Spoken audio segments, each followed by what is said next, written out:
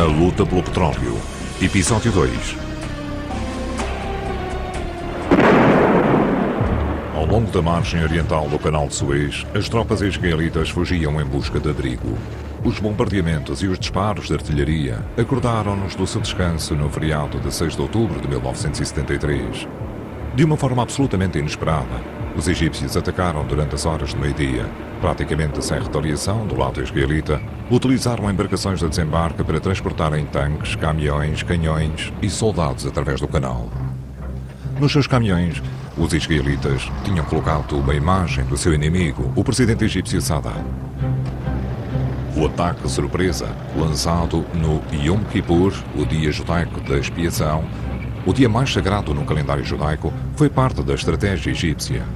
Os israelitas precisavam de alguns dias para recuperarem do choque e substituírem as suas perdas em equipamento através de reabastecimentos americanos. Finalmente, o curso da guerra mudou. Devido à superioridade das suas armas, à sua melhor moral e à melhor eficácia da sua estratégia, os israelitas conseguiram repelir uma ofensiva egípcia para o Sinai e deter o avanço dos sírios, expulsando-os dos Montes Golãs. Sadat tinha previsto a indignação árabe relativamente à ajuda americana e ocidental a Israel. Anteriormente, durante a sua visita ao Cairo, Sadat tinha se encontrado com o rei Faisal da Arábia Saudita, a quem pediu que ameaçasse utilizar a arma do petróleo, que suspendesse as suas exportações e subisse os preços do petróleo.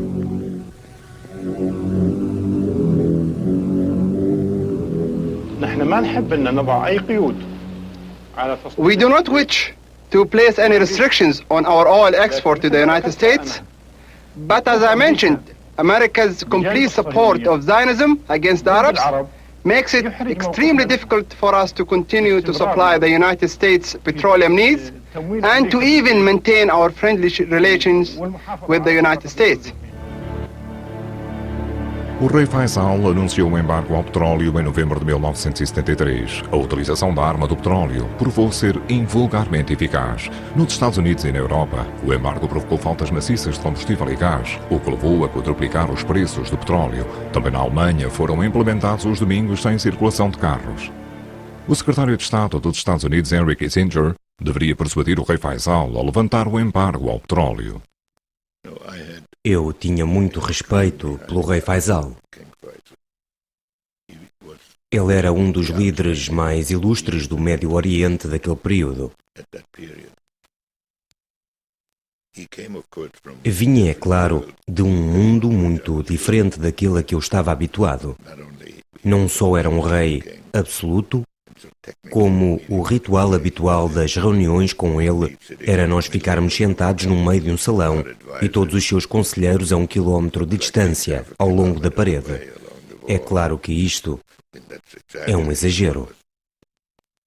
Kissinger foi recebido com todas as honras. Tinha chegado a pedido do presidente Nixon. Por razões da política doméstica, o presidente queria reverter os preços do petróleo o mais depressa possível. Assim que me habituei à sua maneira particular de abordar as questões e às suas necessidades, foi extraordinariamente útil. Escrevi nas minhas memórias um episódio em que conversamos durante 3 horas e durante o qual trocámos impressões sobre o que podíamos fazer. E concordámos em grande parte do que dissemos. Mas então, quando me acompanhou à porta, disse em inglês: rezo a Deus Todo-Poderoso pelo sucesso dos vossos esforços globais com base na sua comprovada capacidade. Por outras palavras, vá em frente e façam o que me disse que iam fazer. Kissinger queria negociar um tratado de paz e utilizou a sua lendária diplomacia de vai-vem, deslocando-se entre as duas partes, o presidente egípcio Sadat e a primeira-ministra israelita Golda Meir. Um acordo exigia que Israel devolvesse uma grande parte do Sinai ao Egito, que Israel tinha ocupado em 1967, em troca de um reconhecimento inicial não oficial do Estado de Israel pelo Egito. All I hope is that this effort will continue till we reach the peace based on justice in this area. Sadat já se sentia um vencedor, uma vez que tinha conseguido restaurar o seu prestígio ferido com a perda do Sinai na devastadora derrota de 1967. Já não precisava da arma do petróleo que tinha pedido aos árabes. Enfrentávamos alguém que era muito inteligente, o Dr. Henry Kissinger.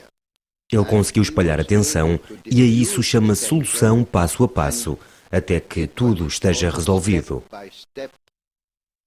E privou os árabes do poder que tinham nas suas mãos. Foi muito inteligente. As negociações de Kissinger, que se arrastavam há semanas, desagradaram a Nixon. Ele tinha pressa e, de acordo com documentos secretos britânicos com 30 anos, recentemente divulgados, estava a considerar uma invasão militar da Arábia Saudita, Bahrein e Qatar para se apoderar dos campos petrolíferos nesses países. Nos arquivos que foram apresentados ao primeiro-ministro Oued, os serviços secretos britânicos chegaram à seguinte conclusão. Acreditamos que a preferência dos americanos será por uma operação rápida conduzida por eles mesmos para capturarem os campos petrolíferos. Temos pessoas que falaram que, em caso de embargo, a arma do petróleo seria utilizada e as forças armadas também seriam utilizadas. Não creio que alguma vez tenhamos chegado ao ponto de termos pedido à Grã-Bretanha que apoiasse tal coisa. É possível que Nixon, nos encontros, tenha dito que tais pessoas existiam. E é possível que tenha dito isto. E se os arquivos ingleses o dizem, deve ser verdade. A reação imediata dos americanos foi de formar um comitê pelo presidente Nixon para invadirem os campos petrolíferos da área. Sabemos os nomes dos membros do comitê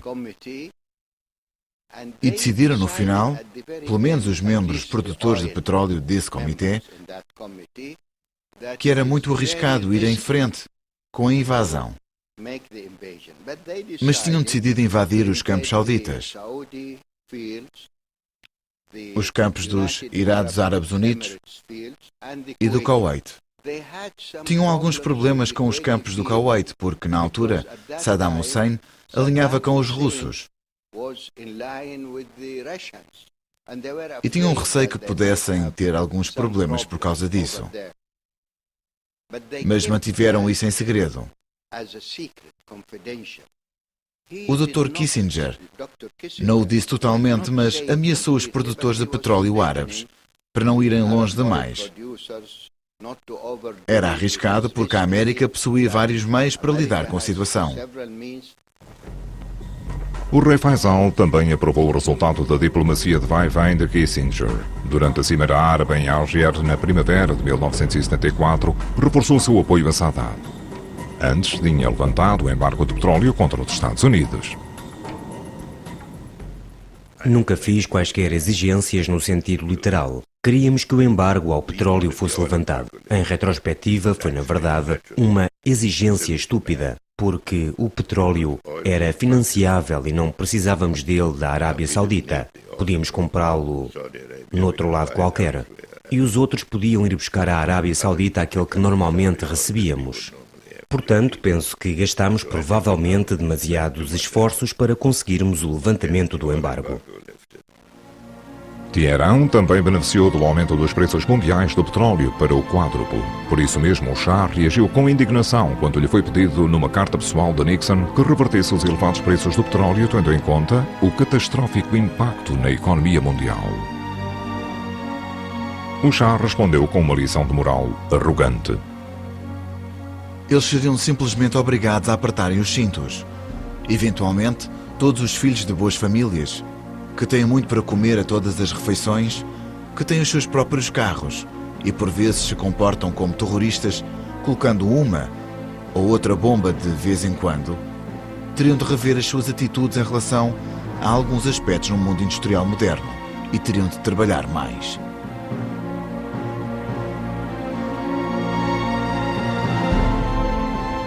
Devido à expansão petrolífera do Irão na década de 70, Teherão tornou-se uma metrópole desordenada com milhões de habitantes, submetida a um rápido crescimento da população e a um delírio na construção de arranha-céus. Uma insinuação de desalinho, bem como os automóveis fabricados localmente, possuem um encanto desbotado que é uma reminiscência das cidades do leste europeu. O Shah podia ter feito mais pelo seu país se não tivesse, como os sauditas, gasto uma grande parte das receitas do petróleo para financiar compras de armamentos, como as centenas de caças de fabrico americano. Os milhares de tanques Chatham de fabrico britânico e no investimento numa nova marinha, numa tentativa de estender o seu papel de polícia do Golfo ao Oceano Índico.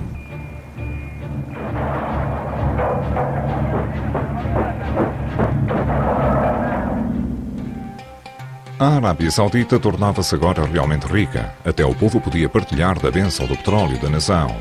O símbolo desta partilha era a Pickup Datsun, o carro mais vendido na altura. É mais barato manter um Datsun do que um camelo, dizia o ditado. A capital, Riad, desenvolveu-se rapidamente numa cidade próspera, com ruas largas, adaptada ao tráfego crescente de automóveis, modelada segundo uma cidade estilo americana diferente, uma Dallas no deserto. A imagem da Arábia Saudita era comparada à de uma árvore forte e colorida, num filme feito pela companhia petrolífera Aramco. Trabalhadores a pousarem em frente a um reservatório de petróleo são vistos agora como uma nova classe social, mas não lhes é permitido que se organizem a si próprios. Foram providenciados cuidados de saúde gratuitos a todos os cidadãos da Arábia Saudita. Contudo, somente as grandes companhias oferecem serviços de saúde de alta qualidade.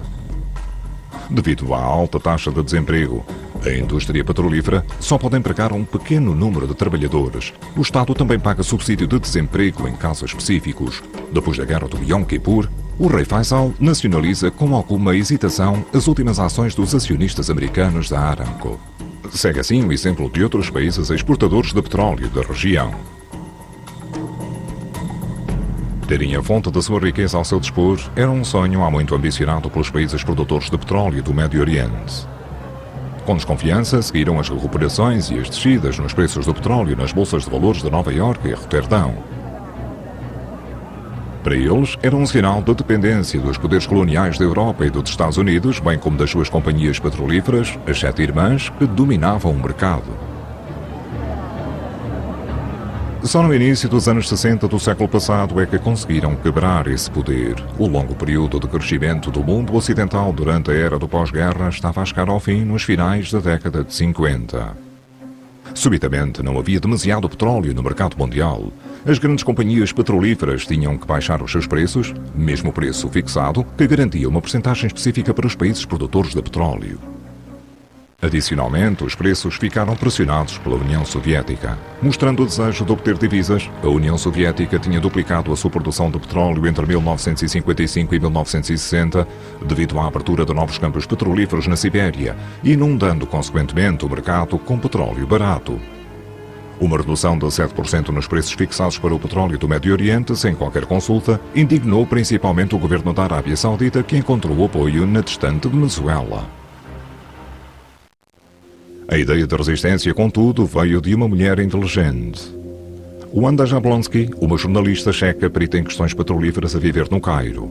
Ela conseguiu um encontro no Cairo entre os 2 ministros do petróleo mais poderosos na época, Abdullah Tariqi, de Riad, que queria expulsar as companhias petrolíferas americanas da Arábia Saudita, e Juan Pablo Alfonso, da Venezuela, que também não gostava dos americanos, para os convencer da necessidade de constituírem uma organização de países produtores de petróleo. Ambos agiram rapidamente. Em setembro de 1960, a Arábia Saudita, a Venezuela, Kuwait, bem como o Irão e o Iraque, concordaram em Bagdade fundar a Organização dos Países Produtores de Petróleo.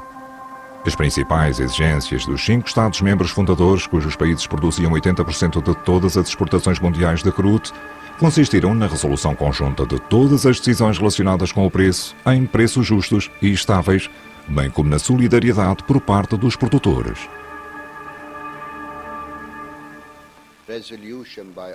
A intenção da OPEP é de estabilizar os preços do petróleo em 1960.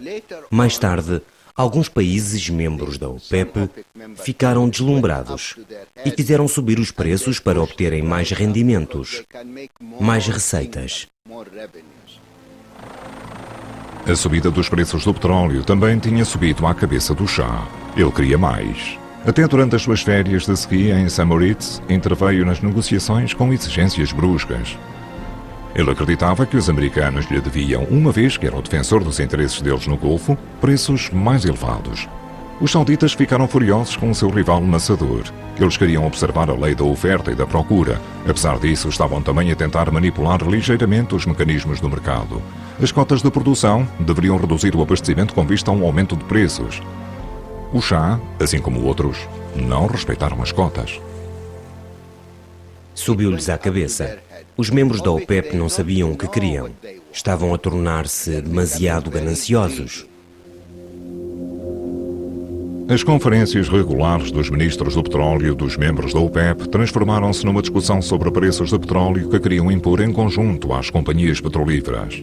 A Arábia Saudita, como o maior produtor, nem sempre conseguia impor os preços. A bandeira verde da Arábia Saudita, com a espada e um ditado do Corão, anuncia a visita do rei Faisal a Washington, D.C. Depois do cancelamento da arma do petróleo, era um convidado bem-vindo e altamente respeitável nos Estados Unidos. Faisal era visto como um garante da estabilidade dos preços do petróleo e um aliado de confiança dos Estados Unidos no mundo árabe.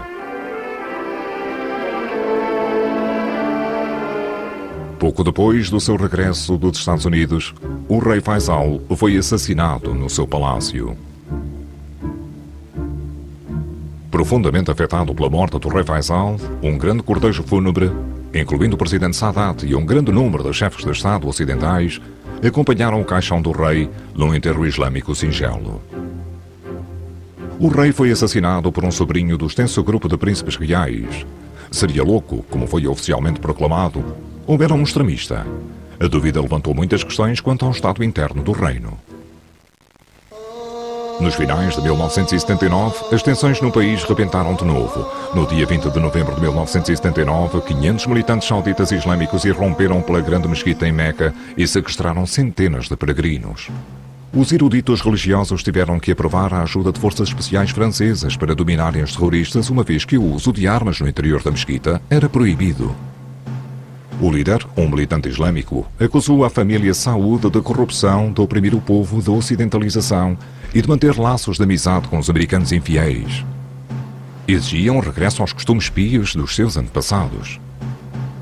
Foi executado juntamente com mais 68 terroristas.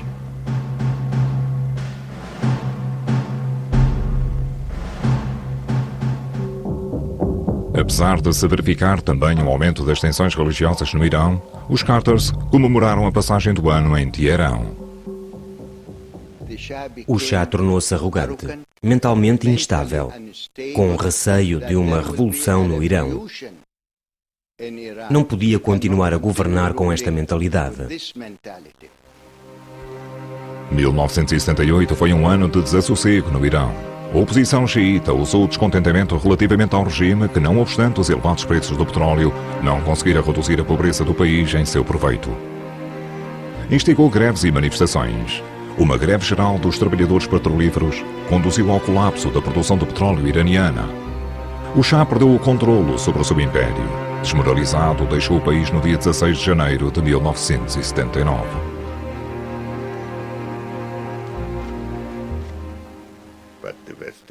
As nações ocidentais têm que decidir, quando defendem determinadas políticas, qual o preço que estão dispostas a pagar. No Irão, levamos ao poder um governo fundamentalista devido às dúvidas que algumas pessoas tinham relativamente ao Shah. Não há dúvida que o Shah não era o governante ideal, mas inclino-me para pensar em retrospectiva que se ele tivesse permanecido no poder, o Irão, assim como outros, seria hoje uma monarquia constitucional. O Ayatollah Khomeini, que tinha dirigido as agitações a partir do seu exílio em Paris, regressou triunfantemente a Teherão no início de fevereiro. Foi recebido com júbilo pela multidão. A Revolução Islâmica tinha vencido. Praticamente todos os grupos da população esperavam que a revolução trouxesse uma melhoria nas suas condições de vida. Não, Khomeini não queria nenhuma democracia. Queria apenas uma forma de democracia que lhe permitisse exercer todo o poder.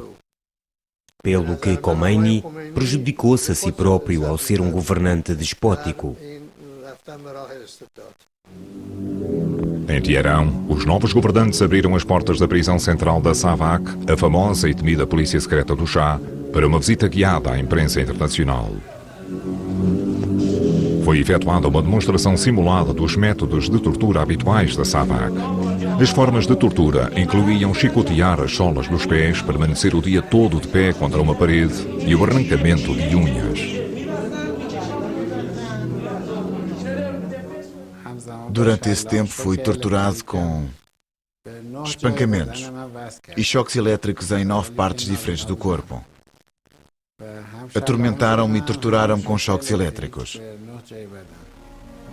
Pouco tempo depois, as prisões estão novamente cheias, desta vez com prisioneiros do regime dos mullahs. Os familiares assustados encontram-se na fila, como antes, à espera de informações sobre as vítimas.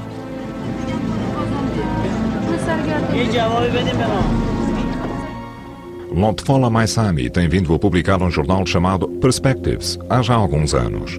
É um crítico das políticas dos ayatollahs e levanta os olhos para o seu grande modelo Mossadegh, o herói nacional iraniano que continua a ser amplamente reverenciado por ter expulso do país os magnatas britânicos do petróleo. Temos liberdade de nos exprimirmos, mas não há verdadeira liberdade de expressão. Ainda hoje podemos publicar tudo o que quisermos dizer, mas depois seremos citados para comparecermos em tribunal. Seremos acusados de enfraquecermos o regime e de espalharmos mentiras.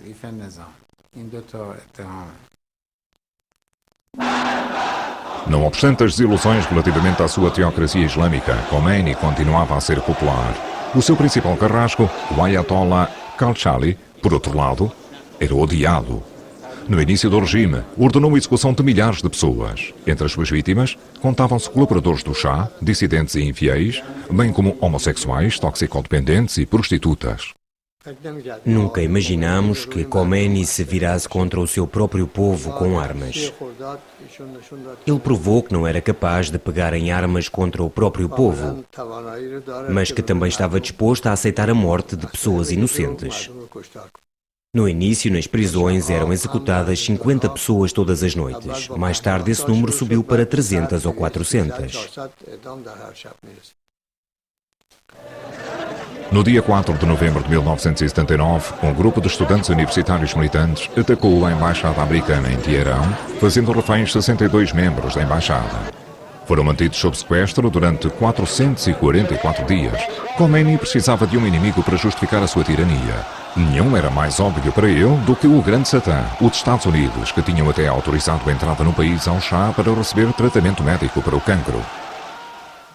Telefonámos praticamente a toda a gente de que nos conseguíamos lembrar. Eu telefonei pessoalmente para o Ministério dos Negócios Estrangeiros, liguei para o gabinete do Primeiro-Ministro, o que foi uma experiência particularmente frustrante. Acho que foi quando liguei para o Ministério dos Negócios Estrangeiros que falei com uma secretária, uma mulher. Expliquei-lhe a situação. Disse-lhe que, se ninguém tomasse medidas decisivas rapidamente, poderia haver um banho de sangue. E eles seriam responsáveis pelas consequências.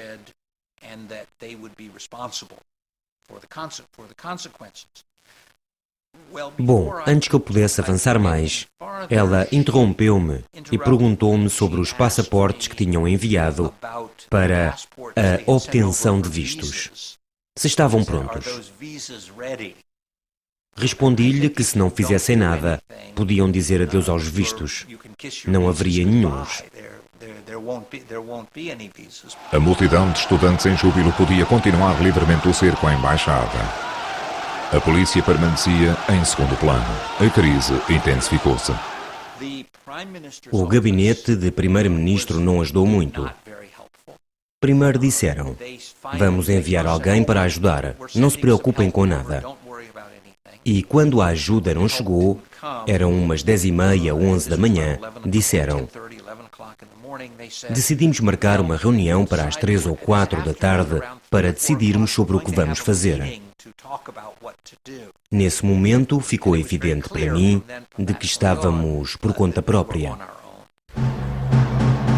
Vestido como TSM, um boneco tamanho gigante a imitar Carter com uma corda de forca, foi arrastado através das ruas e atirado ao pó. Os Estados Unidos sentiram que os seus interesses no Golfo estavam ameaçados, visto que as tropas soviéticas marchavam para o Afeganistão ao mesmo tempo. Em janeiro de 1980, o presidente de saída do cargo avançou com a doutrina Carter como uma medida de precaução. Let our position be absolutely clear. An attempt by any outside force to gain control of the Persian Gulf region will be regarded as an assault on the vital interest of the United States of America, and such an assault will be repelled by any means necessary, including military force. Após a sua libertação no dia 20 de janeiro de 1981, no dia da tomada de posse do presidente Reagan, os reféns regressaram a Washington, D.C. via Algiers. John Lambert Fleisch encontrava-se entre eles. Pode ser, pelo que sei, mas nunca vi quaisquer documentos que o provem. Mas depois de todo este tempo, esta história continua em aberto. Não há dúvida que só deixamos Teherão meia hora depois do presidente Carter ter deixado o cargo. Se isso foi o resultado de um acordo ou se foi simplesmente porque as pessoas que nos estavam a manter reféns tinham uma antipatia particular por Carter, um verdadeiro depósito de ódio e ressentimento para com Carter, sendo isto o último insulto que lhe faziam. Eu desconfio da última hipótese, mas não posso ter a certeza. Os rumores de que Reagan tinha negociado a libertação dos reféns a troco da promessa secreta da venda de armas ao Irão dificilmente pode ser verificada, uma vez que os documentos relacionados com o assunto, juntamente com os posteriores arquivos ilegais sobre a questão Irão-Contras, foram destruídos por funcionários da administração Reagan. No início de 1981, o Irão encontrava-se já em guerra com o Iraque há alguns meses. Saddam Hussein atacou o Irão, já que estava de olho nas regiões fronteiriças iranianas ricas em petróleo ao longo do canal Sat al-Arab. Além disso, ele odiava e temia Khomeini devido à sua influência sobre os xiitas no Iraque. Acreditava que poderia conseguir derrubar o ainda caótico regime Ayatollah num ataque relâmpago de 2 semanas. As suas unidades de tanques eram capazes de capturar rapidamente a cidade portuária de Khorramshahr, perto da fronteira. Mas Saddam Hussein tinha feito mal os cálculos. Os iranianos tinham conseguido manter as suas posições depois da primeira investida. Voltaram a capturar Khorramshahr e lançaram imediatamente uma contraofensiva. Eram, contudo, demasiado fracos para conquistarem o Iraque. Isto conduziu a uma guerra estática de 8 anos. Em ambos os lados, a guerra é travada com uma crueldade inimaginável. Saddam Hussein emprega armas químicas produzidas com ajuda alemã, não apenas contra os iranianos, mas também no seu próprio país contra os iraquianos curdos que vivem nas áreas fronteiriças, tais como Halabja. Os seus esforços pela independência tornou-os suspeitos aos olhos dele. 5.000 curdos caíram vítimas do gás venenoso em Halabja. Ao todo, mais de 200.000 curdos foram assassinados sob o regime de Saddam Hussein. Na frente, os iraquianos não estavam preparados para a vaga de seres humanos que vinham do lado iraniano, para centenas de milhares de soldados iranianos.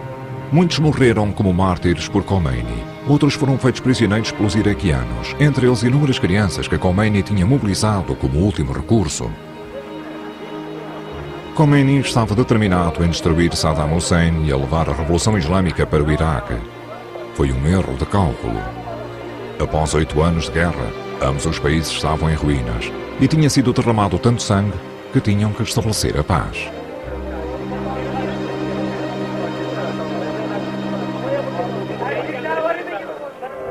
figura messiânica de Khomeini também encorajou a larga minoria xiita na Arábia Saudita, na província petrolífera da Costa Leste, nos finais de 1979, a rebelar-se e a protestar contra a discriminação às mãos dos Wahhabitas. A agitação foi reprimida pela força.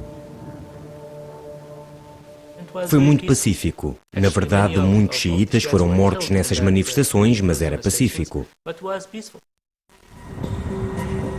Os xiitas, em Dammam, não podiam construir as suas próprias mesquitas e escolas. A Aramco considerava que não inspiravam confiança e que eram pró-Khomeini e, portanto, recusava-se a dar-lhes emprego. A Aramco é principalmente uma sociedade fechada de alta segurança. Devido aos campos petrolíferos e pela paz no país, Riad, por fim, não teve outra opção senão melhorar gradualmente as condições de vida dos xiitas.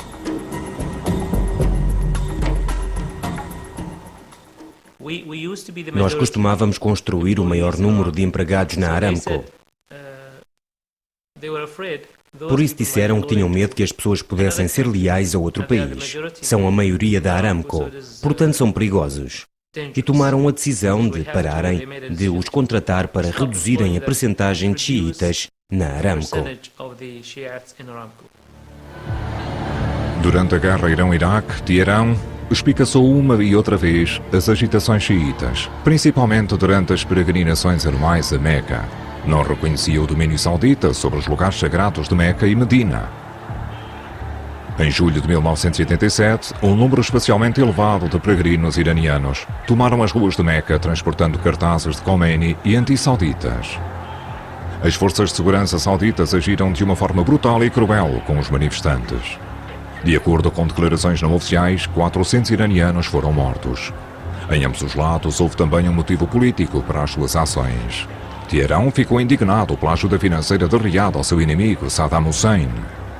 Riad apoiou o Iraque porque tinha medo das aspirações do Irão à supremacia no Golfo.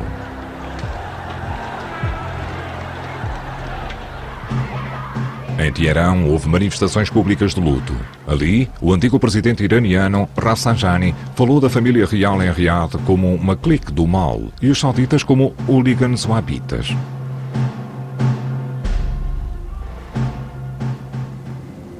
Mas a Arábia Saudita não tinha paz. Em 1982, o rei Fahd ascendeu ao trono durante tempos difíceis. O rei, que era considerado em geral um liberal reformista, reagiu aos incidentes entre os militantes islâmicos e os xiitas como uma renúncia às medidas de reforma. A descida dos preços do petróleo na década de 80 fez com que o orçamento do reino escorregasse para o vermelho e com que as receitas baixassem. A rica dinastia real estava uma vez mais debaixo das críticas do clero wahhabita. A fuga para os assuntos externos poderia distrair os agitadores. O rei financiou a luta dos Mujahideen no Afeganistão e a participação dos extremistas sauditas islâmicos na Jihad contra a União Soviética. A tentativa dos soviéticos de apoiarem um regime pró-comunista em Cabul e de conterem o avanço do fundamentalismo islâmico para evitarem que se espalhasse aos muçulmanos no sul da Rússia ameaçava fracassar devido à incapacidade do exército invasor em lidar com a guerrilha no Hindu-Kush. Com a ajuda da Arábia Saudita e dos Estados Unidos, os Mujahideen, que tinham agora armas novas à sua disposição, conseguiram infligir derrota após derrota aos russos. Esta política trouxe uma vantagem adicional ao rei Fahd. Ele pôde dar uma missão no Afeganistão a Osama Bin Laden, que estava a tornar-se perigoso para a dinastia real no país e a quem já tinham sido retirados os direitos de cidadania. Para poderem manter a reivindicação da Arábia Saudita para comandar o mundo islâmico, os sauditas também financiaram a Liga do Mundo Islâmico baseada em Meca. A Liga é o centro missionário do wahhabismo. A terceira Conferência Geral Islâmica realizou-se lá em outubro de 1987, durante a qual representantes islâmicos de 134 países condenaram o Irão xiita. Nas guerras dos Balcãs da década de 90, os missionários wahhabitas desempenharam um papel importante. Não só apoiaram os combatentes muçulmanos, como também construíram a gigantesca mesquita nova em Sarajevo. Como aconteceram 11 anos antes, durante a revolta em Meca, o rei Fahd precisava uma vez mais do apoio dos wahhabitas para uma fatah, uma justificação religiosa. Pediu a ajuda americana contra a invasão do Kuwait por Saddam Hussein. Os principais wahhabitas realçaram que, embora fosse verdade que os americanos fossem infiéis, neste caso, contudo, estavam a defender o Islão no reino. Durante décadas, o Sheikh Abdul Aziz bin Baz foi a autoridade religiosa suprema dos wahhabitas e, portanto, o homem mais poderoso a seguir ao rei. Só existe uma foto dele. O ataque iraquiano ao Kuwait no verão de 1990 foi uma surpresa total para a dinastia reinante. Receavam que Saddam Hussein estivesse atrás não só do petróleo kuwaitiano, mas que estivesse também a planear invadir a província oriental fronteiriça da Arábia Saudita, rica em petróleo. A Arábia Saudita sentia-se mal equipada para lidar com uma guerra no Golfo à sua porta. Muito em breve, 200 mil soldados americanos, homens e mulheres, estavam estacionados no país. O rei Fahd estava consciente dos riscos da sua política. Até o príncipe herdeiro Abdullah, o rei atual, era contra ela, receando o ódio dos wahhabitas pela América. O presidente Bush, contudo, estava determinado a impedir o acesso ao petróleo kuwaitiano ao ditador de Bagdad. Most Americans know instinctively why we are in the Gulf. They know we had to stop Saddam now, not later. They know that this brutal dictator will do anything, will use any weapon, will commit any outrage, no matter how many innocents suffer. They know we must make sure that control of the world's oil resources does not fall into his hands, only to finance further aggression. Com a Operação Tempestade no deserto, os americanos soltaram a sua maquinaria militar superior. Bombas e mísseis caíram violentamente sobre Bagdad. Caças e tanques esmagaram as tropas de infantaria iraquianas no deserto do Kuwait. Os wahhabitas rígidos viram os seus receios confirmados de que os infiéis iriam corromper a moral do povo. A proibição das mulheres conduzirem tinha que ser confirmada por uma fatwa dos eruditos religiosos. A presença americana no país fortaleceu aqueles que defendiam reformas nos sistemas político e religioso. As soldades americanas por detrás dos volantes de veículos militares e privados fez com que muitas mulheres sauditas tomassem a consciência da privação dos seus direitos civis. No dia 6 de novembro de 1990, 50 mulheres instruídas conduziram os seus carros nas ruas de Riad num protesto contra a proibição de conduzirem. Durante esse tempo, as mulheres kuwaitianas vieram para cá e elas conduziam, assim como as mulheres americanas que estavam alistadas no exército.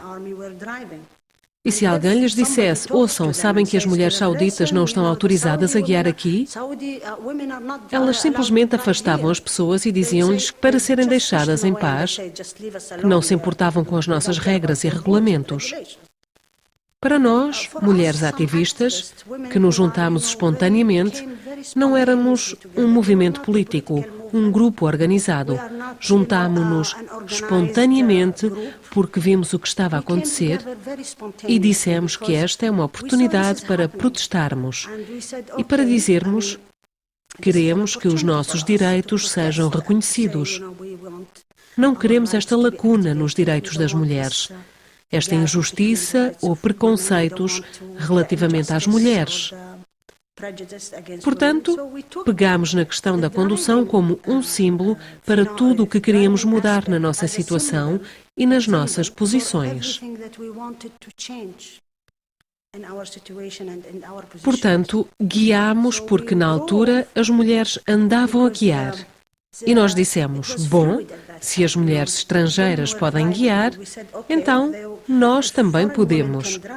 Fomos para as ruas e guiamos em protesto. Os habitantes de Riad dependem dos seus carros uma vez que quase não há transportes públicos. Durante a hora de ponta, o trânsito é tão intenso como nas grandes cidades ocidentais e está frequentemente congestionado. As pessoas que nos atacaram na rua não pertenciam às forças policiais, aos departamentos de polícia. Foram, na verdade, os fundamentalistas, as pessoas cuja forma de pensar é extremista. Foram eles que, quando souberam, porque andámos a guiar durante 45 minutos, portanto, quando souberam, vieram de todos os lados de Riad e começaram a atacar os carros e as pessoas que se encontravam no seu interior.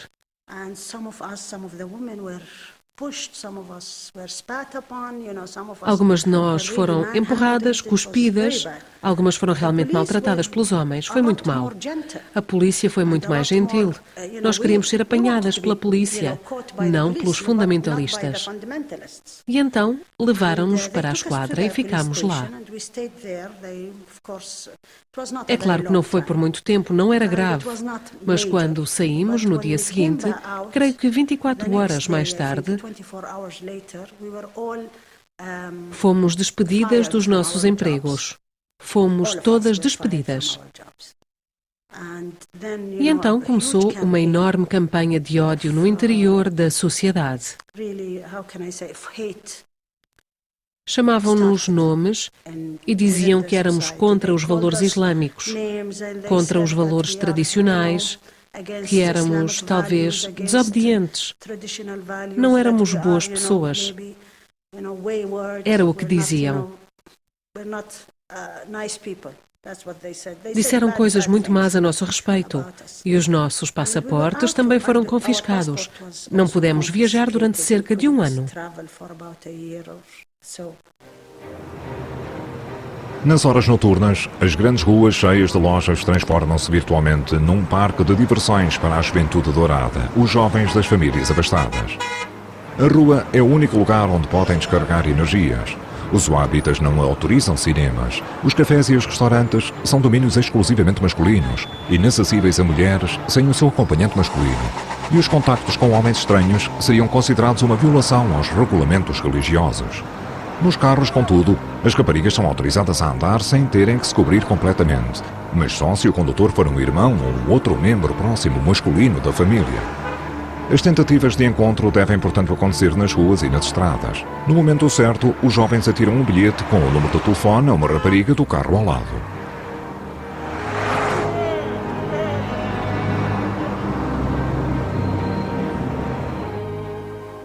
A Arábia Saudita é uma monarquia absoluta. Não há parlamento. Desde 1993, contudo, existe um Conselho Shura, o Conselho Consultivo do Rei. Os seus 150 membros são nomeados pelo rei e pertencem à classe mais alta.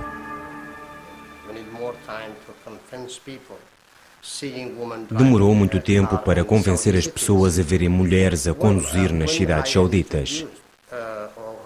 Quando apresentei ou iniciei a minha proposta, foi apenas para termos um estudo completo, no sentido de sabermos se esta sociedade sagrada aceitaria que as mulheres conduzissem carros.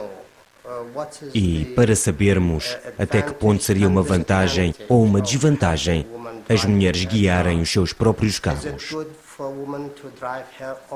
É bom para as mulheres guiarem os seus carros ou serem conduzidas por motoristas estrangeiros. Temos quase 1 milhão de motoristas estrangeiros na Arábia Saudita, o que nos está a custar imenso dinheiro.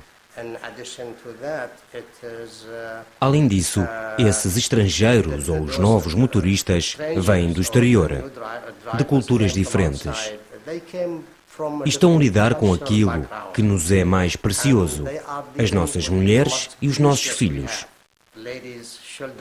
E acho que há um impacto social destes recém-chegados na nossa vida social.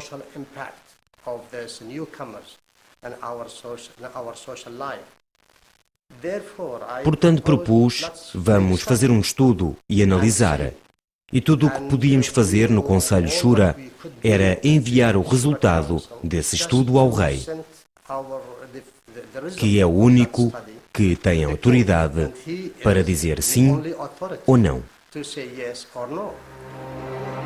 Também para os elegantes centros comerciais da cidade, as mulheres têm que ser levadas por um membro masculino da família ou um motorista empregado.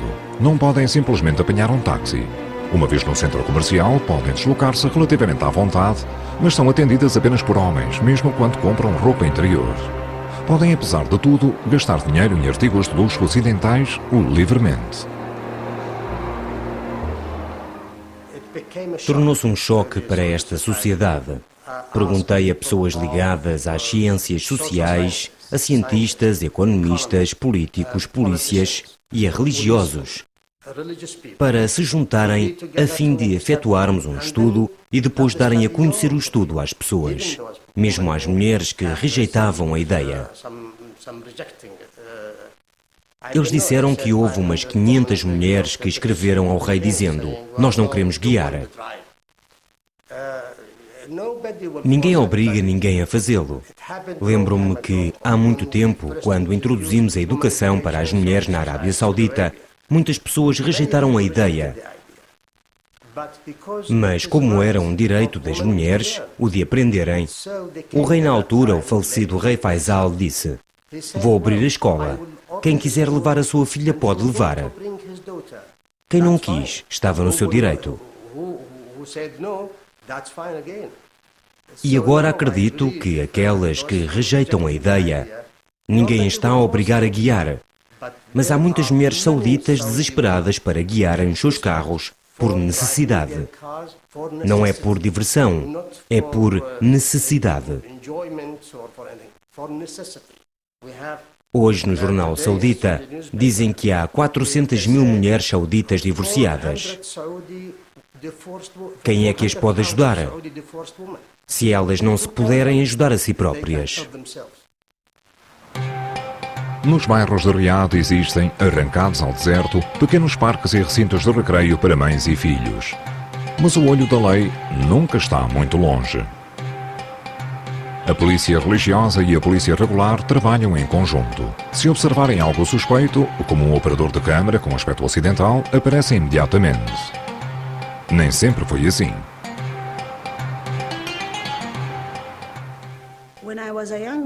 Quando era jovem, quando andava na escola, ensinaram-me as mesmas coisas que ensinam hoje aos rapazes e às raparigas.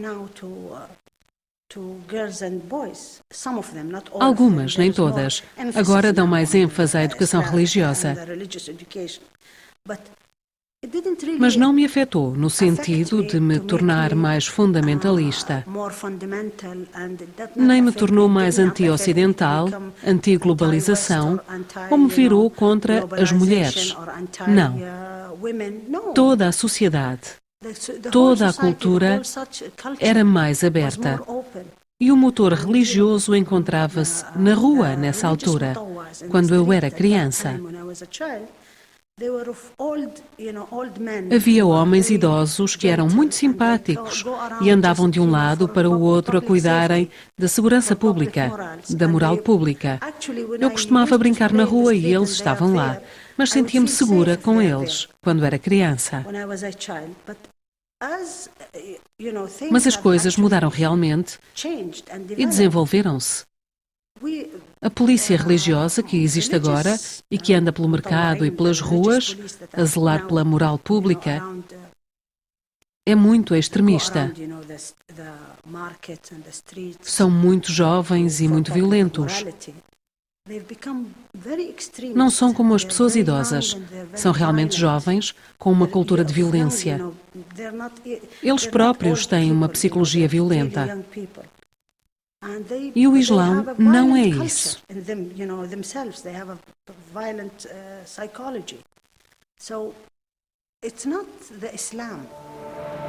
A polícia quer saber se a nossa equipa tem autorização para filmar. O acompanhante do Ministério da Informação consegue convencer a polícia de que o nosso operador de câmara é inofensivo, mas também ele tem medo.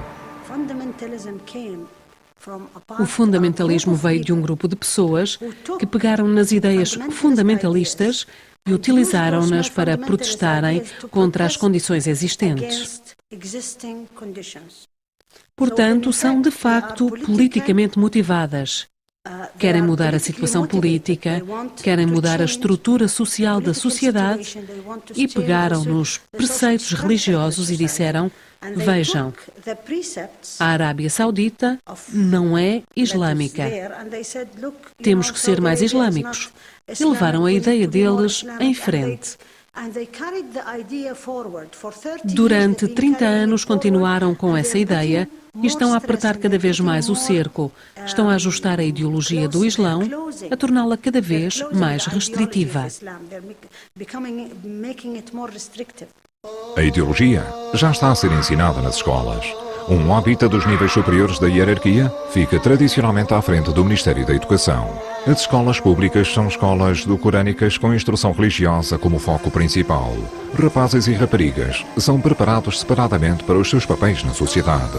A educação sobre o mundo fora do Islão ou a transmissão de conhecimento orientados para uma profissão dificilmente tem lugar. Diria que qualquer homem que tenha o espírito aberto e que se preocupe com a situação das mulheres, que esteja realmente a lutar para restaurar os direitos islâmicos delas, bem como da sua posição na sociedade e fechar a lacuna do género, é um homem muito excepcional. Porque os homens sauditas têm tantos privilégios que é quase desumano dizer-lhes que abdiquem deles. É como dizer a um rei, por favor, abdique do seu reino. A Universidade King Fahd em Daman é a Harvard da Arábia Saudita. É moderna e tem uma boa dotação. A elite do país é educada aqui, principalmente nas questões da engenharia petrolífera e gestão industrial. Os estudantes são cuidadosamente selecionados. É uma universidade exclusivamente masculina. As mulheres não têm lugar aqui. Há uma lacuna entre os dois géneros no sistema educativo. As mulheres não estão autorizadas, por exemplo, a estudar certos aspectos dos negócios. Não devem ir para a geologia. Não devem ir para algumas profissões que lhes permitiriam trabalhar no domínio público. E o facto das mulheres não poderem ir para uma importante universidade, como a do petróleo, na King Fahd University, na província oriental, é demonstrativo de um grande preconceito contra as mulheres.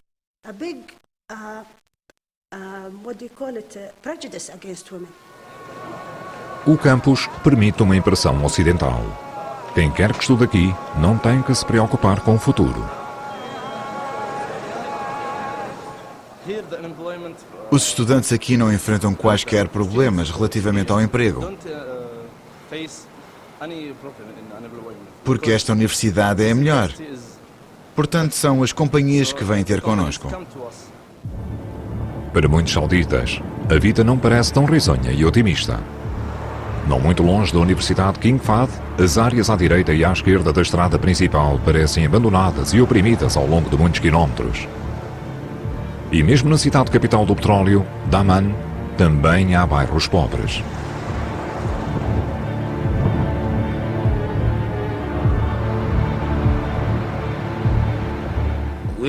Precisamos de fazer com que as receitas do petróleo se reflitam na nossa sociedade. E não vejo que isso esteja a acontecer. Temos muitos pobres, muitas famílias que não têm casas, temos muitos idosos necessitados e pessoas incapacitadas que não têm segurança social. Uma vez que a segurança social ainda não está bem desenvolvida. Estão a tentar fazê-lo como deve ser. Mas acho que temos uma responsabilidade muito grande em face das grandes receitas que geramos. E gostaria de as ver refletidas em todos os membros da nossa sociedade, porque não devia haver pobres neste país. A Arábia Saudita é um país de duros contrastes, fiel ao ditado, um passo para diante, outro para trás. Não há outro lugar mais óbvio do que no deserto que começa mesmo atrás dos arredores de Riad, numa sexta-feira, o dia de descanso islâmico. Neste dia, muitos habitantes são atraídos para fora de casa para um piquenique ou para diversões inofensivas. Um passeio de camelo, como nos dias dos antepassados, ou para torneios de perícia com Moto 4, que podem ser alocados em todo o lado, uma atividade especialmente popular junto dos adolescentes masculinos. Mesmo que, de passagem, as horas das orações ainda são observadas, mas as mesquitas estão distantes. O país parece dividido entre o passado e o futuro.